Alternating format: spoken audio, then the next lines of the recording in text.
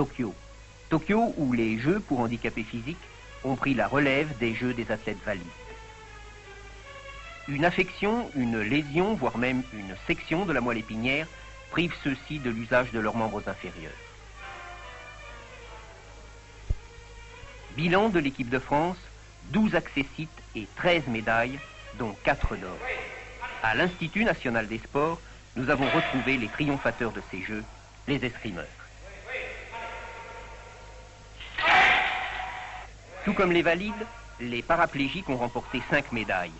Par équipe, une médaille d'or et une médaille d'argent au sabre et à l'épée, auxquelles s'ajoute une médaille de bronze au sabre individuel et 2 médailles d'or remportées par Serge Beck, ici à gauche, lors de cet assaut arbitré par le maître Dordet, moniteur national.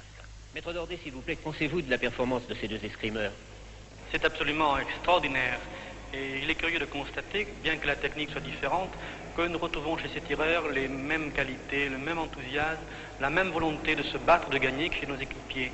Bien sûr, il n'y a pas de déplacement. Au point de vue technique, est-ce qu'il y a de grosses différences? Oui, essentiellement, leur position, malheureusement assise, ne permet pas ces déplacements que nous retrouvons de plus en plus dans l'escrime moderne. Mais tout le bagage technique, au point de vue sécurité de main, est peut-être recherché et nous arriverons davantage à une vitesse, une rapidité d'exécution de cette position assise. Cette rapidité d'exécution doit encore et toujours être développée. C'est le but recherché au cours de la leçon de sabre qui, comme pour les valides, est donné au plastron d'un maître d'armes, ici le maître Clair, entraîneur de l'équipe d'escrime, grande triomphatrice de ces Jeux. En garde, pointe au corps. En garde, pointe au corps. Voilà, merci. Monsieur, s'il vous plaît, vous est-il arrivé? J'ai été blessé par balle au cours d'un accrochage dans le nord constantinois. Blessure de guerre. Blessure de guerre. J'étais blessé par balle en Algérie. Dans quel secteur? Dans le sud oranais, du côté de Jiriville, à Insefra. Un accident, une chute d'un arbre. Qu'est-ce que vous faisiez dans cette arme? On jouait avec des copains. Un accident automobile, monsieur. Dans quelles circonstances? Au col de la Faucille, nous avons manqué un virage et nous sommes tombés dans un précipice. J'ai eu la poliomyélite. À quel âge? À 21 ans. Vous avez été victime d'un accident? Accident de ski, oui. Dans quelles circonstances? Dans une descente, on s'amusait, puis j'ai fait une mauvaise chute, alors j'ai eu un tassement de vertèbres. Vous appartenez à une grande famille de skieurs? Oui, la famille Arpin. Oui. Pour l'heure, vous êtes capitaine de la délégation française de l'équipe de France? Oui, depuis la première année, de capitaine. Vos spécialités sont l'haltérophilie, je crois, et le tir à l'arc, oui, les deux compétitions là. En ce qui concerne le tir à l'arc, nous vous laissons vous entraîner. Merci. À noter que le tir à l'arc est la seule compétition sportive qui permette une confrontation valide handicapé physique. Confrontation qui tourne bien souvent à l'avantage de ces tireurs. Bilan du tir, à Tokyo, une médaille de bronze remportée à titre individuel au Nicholas Round, une médaille d'or, une d'argent et 3 de bronze attribuées par équipe dans chacune des 5 spécialités. Dans le tournoi de ping-pong, les Français furent moins heureux. 4 joueurs éliminés au premier tour, 2 éliminés au second tour, voilà pour les 5. Quant aux équipes de double, elles ne purent participer au tournoi, certains équipiers étant engagés simultanément dans d'autres disciplines plus importantes, dont les épreuves de natation.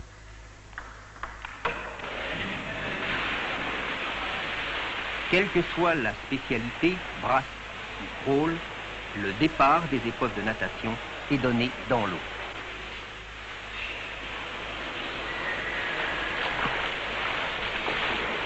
Longueur des courses 50 mètres, classement établi en 3 catégories suivant l'importance du handicap des participants, classement qui valut aux Français une médaille de bronze. Quant à ces images, elles soulignent ce que furent ces Jeux de Tokyo, des Jeux du courage.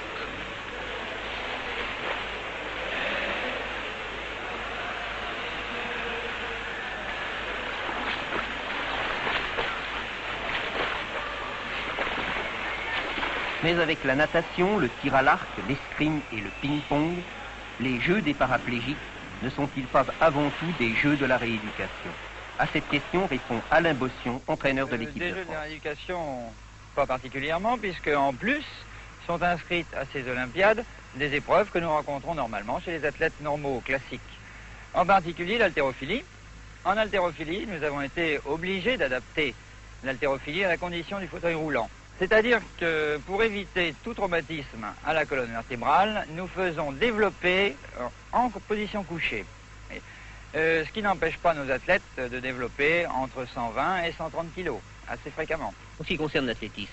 En ce qui concerne l'athlétisme, évidemment, certaines épreuves d'athlétisme sont à éliminer. Je n'en parle que très rapidement, les sauts, etc. On a été obligé d'adapter toutes les disciplines et épreuves athlétiques, les épreuves athlétiques, au fauteuil roulant. Nous avons en particulier la course de vitesse. Nous avons limité cette course à 60 mètres. C'est quand même, le 100 mètres est quand même beaucoup trop long. Elle se passe dans les mêmes conditions qu'une course normale, c'est-à-dire en couloir, départ arrêté, bien sûr. Nous avons également des lancers, le lancer de javelot, qui est classique, en position assise. Il existe aussi des relais. Le relais, 4 fois 40 mètres.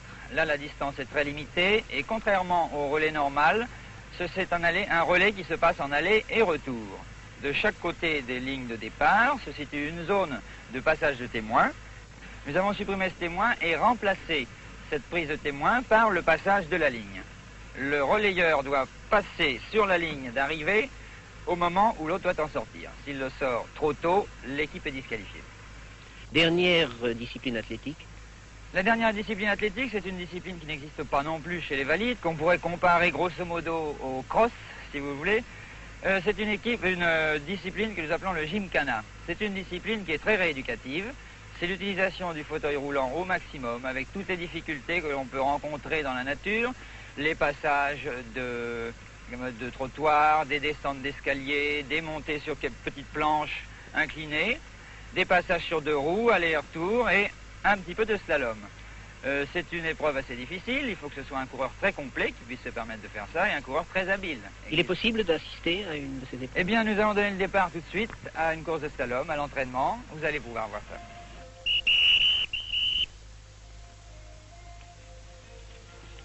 Ce slalom est une invraisemblable réalité. Jugez plutôt.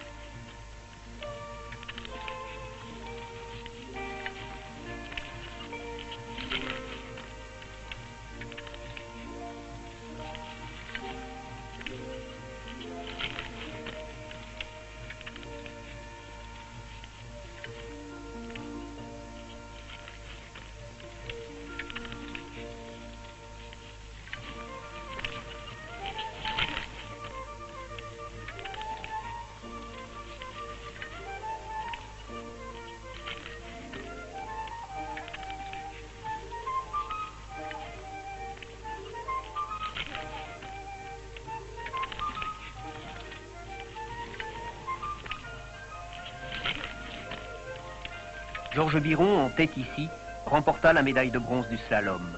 Mais quel que soit le résultat, l'important pour chacun fut de participer. Car pour tous, comme le précise M. Boubé, le sport n'est pas un luxe, c'est une nécessité. Il est certain que tous les handicapés physiques qui pratiquent du sport ont davantage de chances de reclassement et ont moins que les autres, certainement, les risques d'escarres, peut-être de problèmes urinaires, enfin de problèmes médicaux que ceux qui restent confinés dans leur lit. En ce qui concerne le problème social, le problème du reclassement que vous venez d'aborder. Oui, vous pouvez peut-être être étonné de voir ces garçons pratiquer du sport et me demander pourquoi, justement, ils pratiquent ces activités sportives.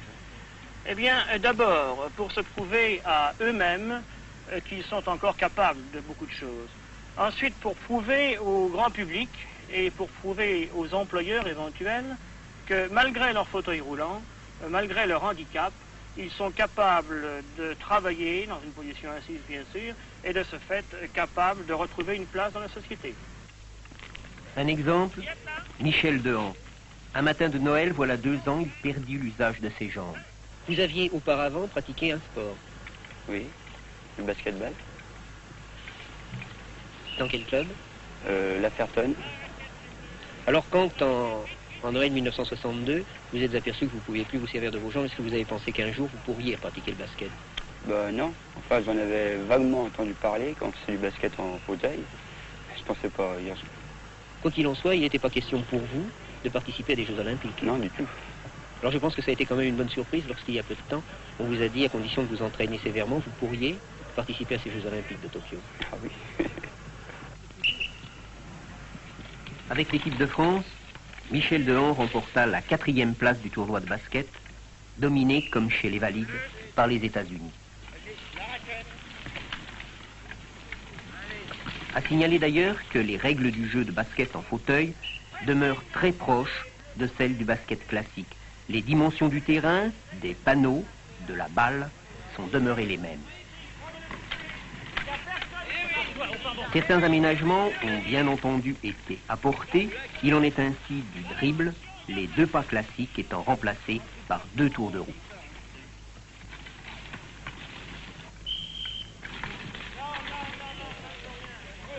Cependant, l'esprit demeure le même.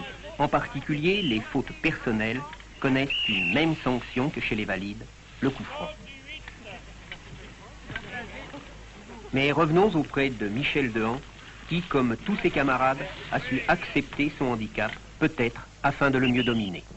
J'étais chauffeur chez moi. Il n'est plus question d'ambitionner de conduire un camion. Non. Vous pensez quoi?